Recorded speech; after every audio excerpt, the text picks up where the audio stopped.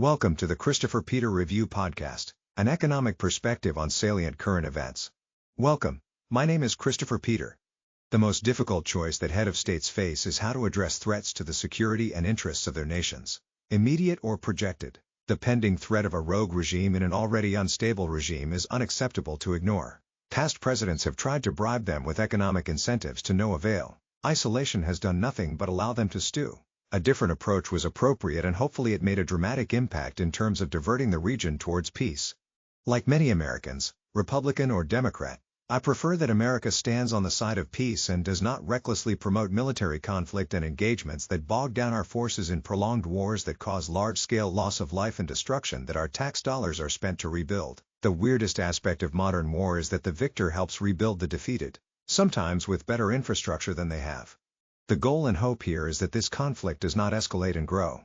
There always is a push to save face in these types of conflicts, where the party clearly in the wrong vows to continue their path of destruction, especially when surrender can give an appearance of weakness, which may make them politically susceptible to uprisings by the people they oppress. Therefore, I think we should be careful not to pour too much fuel in this smoldering fire. Now, the reality of the situation is dire for Iran, as it has taken a significant amount of damage with its skirmishes with Israel and has lost air superiority over its own airspace. From reports, their nuclear capabilities may be up in smoke, and their ballistic missile stockpile has been effectively targeted by airstrikes as well. Their ability to launch a counteroffensive seems to be depleted each and every day. It has only been a week or a little more than a week. I am not sure that this will be a long conflict that Republicans and conservatives fear, or World War III that Democrats and progressives are thirsting for. Some articles reflect a sentiment that a response may be muted, as Iran may be forced to go back to the negotiating table. Reportedly, they are meeting with Russia, who is struggling with its own illegal activity, and they did not offer to commit to any support. I think it is important for people to stop trying to project things that will not come true, and they will not be accountable to their positions. So many people are trying to connect the Iran threat to the Iraq war, which is completely different. There was a suspicion of weapons of mass destruction, which turned out to be less that acceptable for justifying the conflict. Ironically, a nation sharing a border in Syria all of a sudden turned out to have weapons that no one suspected they had. I think most people see the threat and the case against Iran as a bit more clear and obvious. I am more concerned that we can help facilitate peace and avoid conflict than whether a senator knows the population of a nation that does not care for the freedoms and welfare of its own people. Some peace can be only found at the other side of war or non-war military action, which we have seen both bring peace in the past. The past scares still haunt our mentality around the potential of war, and I think we all can agree that we do not want conflict. But not every incident will erupt into an escalation, and the combined effects of the Israeli successes in their part with the potential obliteration of the sites may cause a move towards peace, even if it is fleeting. The nation needs to think critically here. We cannot continue thinking that giving money to bad actors and then being surprised when those bad actors use those funds for weapons rather than support for their people. If they think eliminating a historical enemy is more important than rights, economic advancement, and social freedoms, then they will unfortunately follow that construct. Also, we should not make a mountain out of a molehill either. I do not believe that airstrikes count as a war, based on our history. Throughout history, America performed airstrikes to execute an objective that advanced our interest or to bring justice in response to a provocation. There was a time when the media would talk about how frequently President Bill Clinton ordered airstrikes, yet considered a peace president. Just for the people out there who clearly are not aware of the rules around war and military engagement, Congress has the authority to declare war. But the President of the United States as Commander-in-Chief has 60 days plus another 30 to perform military actions as long as someone in Congress knew within the first 48 hours.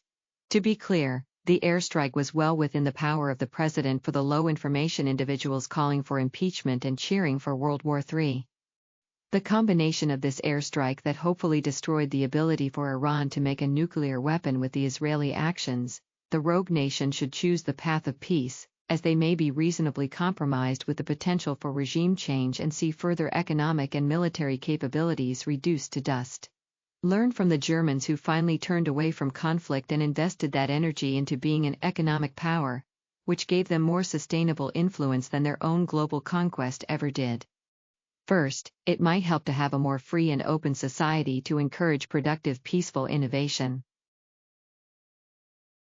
I am surprised at the number of people who either believe that the government is completely good and corporations and businesses are wholly bad, as well as the people who hold the complete opposite view. In reality, both businesses and the government are made up of people, like you and me, who have specific functions to meet for our society and economy.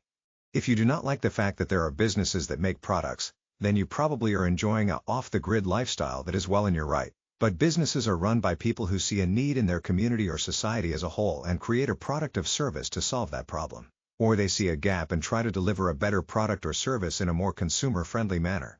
In many ways, the governments try to do the same approach. Politicians run on issues where they feel public policy should be different or improved, and they market ideas and policies to the political consumers, also known as voters. They too try to make the public feel like they are the more likable person than the alternative. Consider the fact that the incentives are still the same in both spaces. In business, the goal is to grow revenues and profits. That means serve the customer's needs so that they continue buying and attract new ones, while finding ways to be more effective and efficient along the way. The goal may be to gain some influence on the market, so there is a level of predictability for the future path of the organization. Some people may have an issue with the drive for profits, but the government may not want profits, but they do like surpluses. Personally, I am not too concerned with the profitability of a company if the products or services are still considered generally accessible and affordable. I care more about increases in tax rates because those are coerced spending that I cannot change to a competitor without moving. Remember, non-profits still want to grow revenue and profits, but what is done with those profits are different. For a business, they will either invest in the business, compensate and attract investors, or reward members of the organization, which will attract future employees. The government ideally will return the excess funds to the taxpayer or use it to fund popular ideas without the additional taxes needed. We know that businesses generally get efficient over time simply because of competition. The best thing that regulates profit is competition. As more competition enters the market, profit shrinks and consumers have more market power and say. Companies strive for efficiency because they need to survive environments where a competitor may have the ability to undercut the market for a period to grow their market share.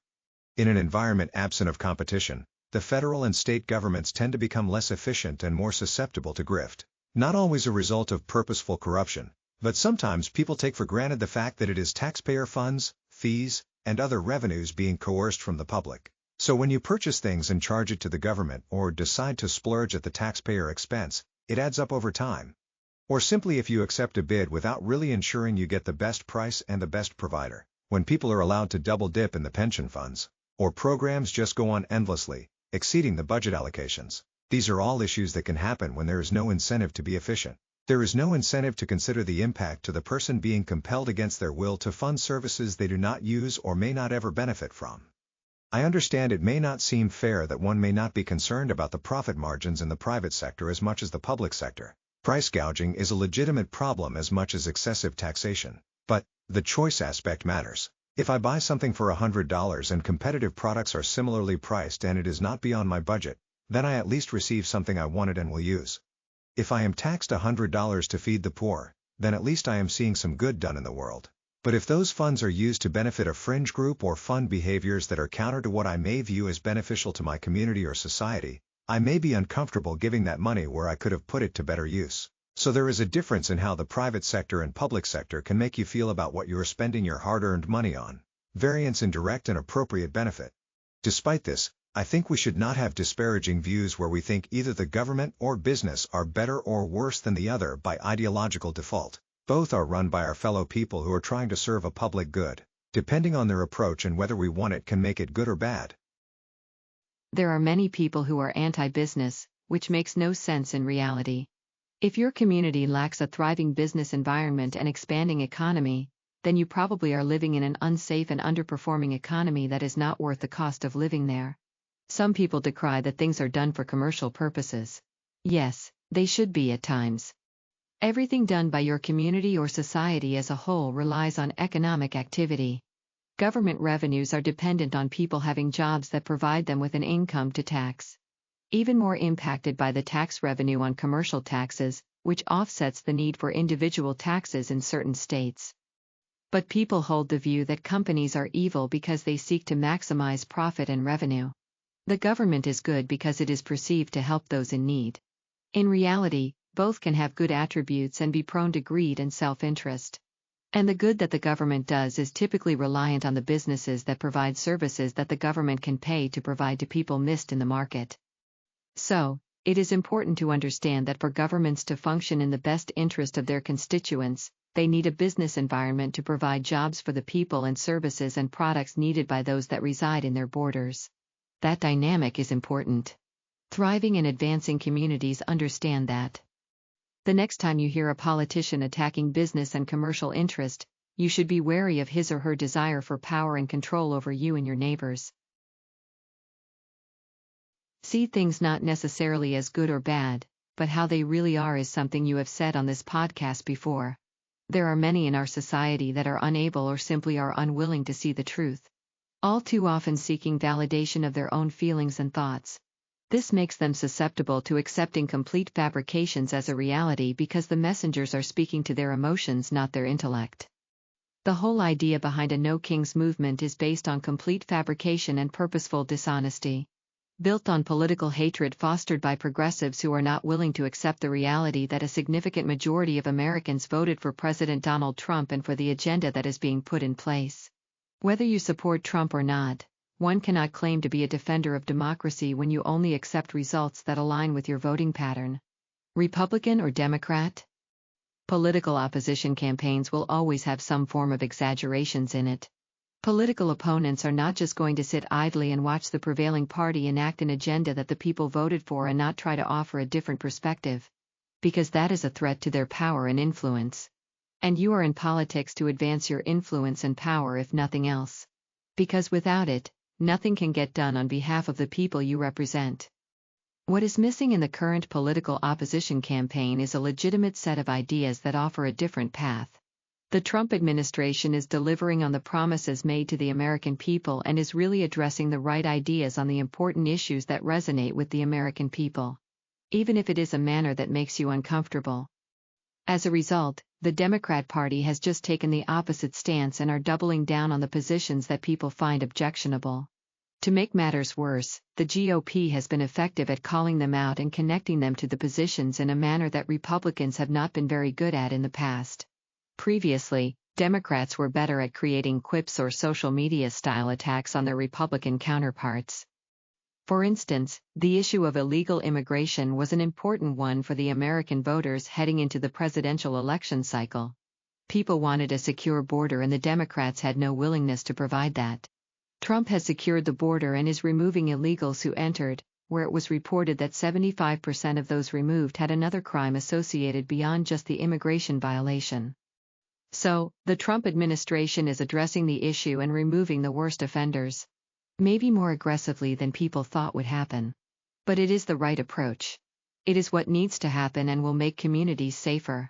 In contrast, Democrats are staking themselves in defense of the criminal element once again. And doing so in a manner where their defiance shows a complete lack of compassion for the actual people they represent. It is a bad look when you cannot acknowledge the bad side of your position. Every position has one, and the most effective leaders are ones that can articulate why they are taking the stance they are taking. But Democrats continue to take indefensible stances simply because of their political hatred. The previously anti-war party stands in support of war simply because Trump wants to push for peace. They defend criminals and not the citizens who are the most vulnerable. They are willing to step over homeless Americans to make it to their offices to help illegals get housed in hotels, provided taxpayer dollars, and given other amenities for free, where citizens work 40, 50, 60, and more hours a week to barely afford them. Yet, progressives want to talk about fairness. There is no king or monarchy. There is nothing that Trump has done in terms of the methods of leadership that has not been done in the past. The executive order is a tool for presidents, made more popular by President Barack Obama, who had the power of the pen. Not a marking of a dictator. Unlike these same voices that called and defended Joe Biden ignoring court rulings, the Trump administration has fought the political judges in court to have rulings overturned. Interesting to see the people speak about rulings but ignore the final judgments on the case, which is the actual ruling that matters. Politics is personal and people do not like when their candidate does not win. But there is a difference between opposing the victor with merit and hypocritically opposing them with political hatred and social violence. Democrats were supposed to be intellectual, love-promoting, and peaceful people. They do not look like that at all. The best governing system is democracy, and the current environment shows that it works. At times, it may be difficult and challenging when you really want a person to prevail in a campaign and they fall short. When you do everything you can to help promote policy ideas, change, or protection of something you hold dear and fail. Democracy is not about outcomes going the way that the individual wants, but for the voice of all Americans to be heard, the will of the majority accepted, and the minority protected. That is how our American democracy is supposed to work. And it is working. Americans have voted for what they perceived as the best option available. Now, I do not believe that the blue-hair idiots that are attacking members of law enforcement and destroying public property are truly representative of the overall Democratic Party, just like the January 6th rioters were not the true representation of Republicans or the Trump base. I can separate the actions of a few idiots from the rest. But it is hard when you have party leaders trying to embrace rock throwers. On many issues, Trump has taken the right path. There is a need to rebalance trade and counter China economically. There is a need to push for peace across the world and fight for peace through strength. There is a need to revitalize the overlooked segments of our American economy, restoring economic activity lost because of poorly constructed trade deals that gave too much in return for too little. Naive people tend to try to make memes about the type of jobs that do not exist or how hard it is to find domestic manufacturing. But the reality is that things do not exist until you commit to build it, grow it, and invest in it. We did not lose domestic manufacturing overnight, and it will not return in a blink of an eye either. We need a secure border, with our immigration process being the path towards entry. That is common sense. And here is a not-so-secret reality. Every nation has immigration policies, rules, and regulations, and ours is not that stringent.